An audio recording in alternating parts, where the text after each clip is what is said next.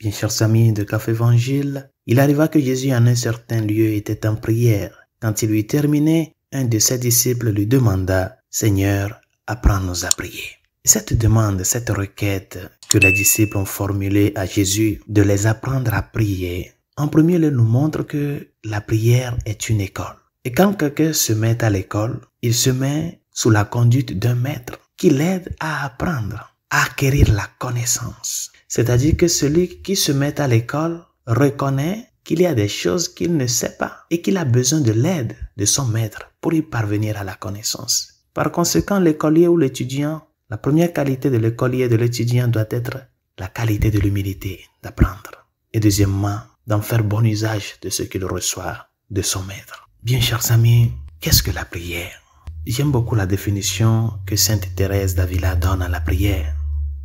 C'est traiter d'amitié un long moment avec celui que nous savons qui nous aime. C'est un moment d'amitié. Par conséquent, la prière n'est pas seulement un dialogue avec Dieu. La prière, ou bien prier, c'est se mettre en présence de Dieu. Parce qu'il y a des moments où tu peux te mettre en présence de Dieu sans parler. Se mettre en présence de Dieu.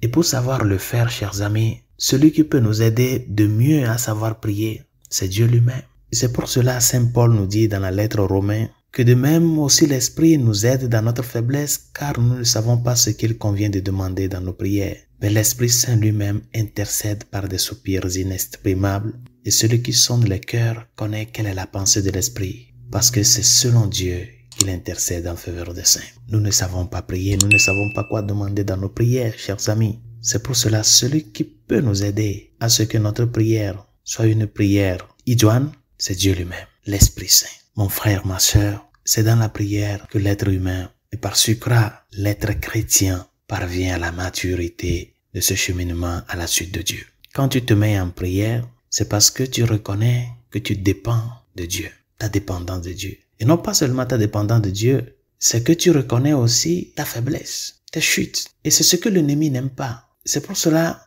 quand un chrétien se met en prière, l'ennemi se sent furieux, se rend très furieux. Parce que quoi? C'est un moment où nous nous connaissons qui nous sommes.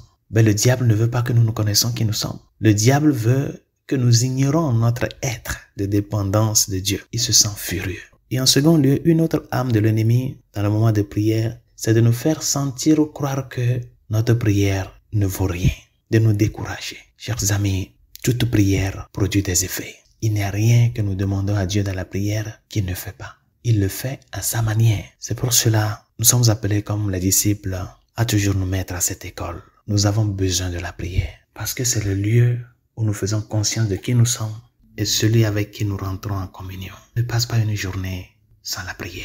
Et quand tu sens de la paresse, de la timidité, du dégoût pour prier, lève-toi à ce moment-là pour vaincre l'ennemi, afin que ces moments d'intimité avec le Seigneur soient des moments d'action de grâce, des moments de reconnaître notre petitesse devant sa grandeur, des moments où notre vie reprend souffle en celui qui est le souffle de vie, Dieu dans son esprit. Bonne journée, Dieu vous bénisse.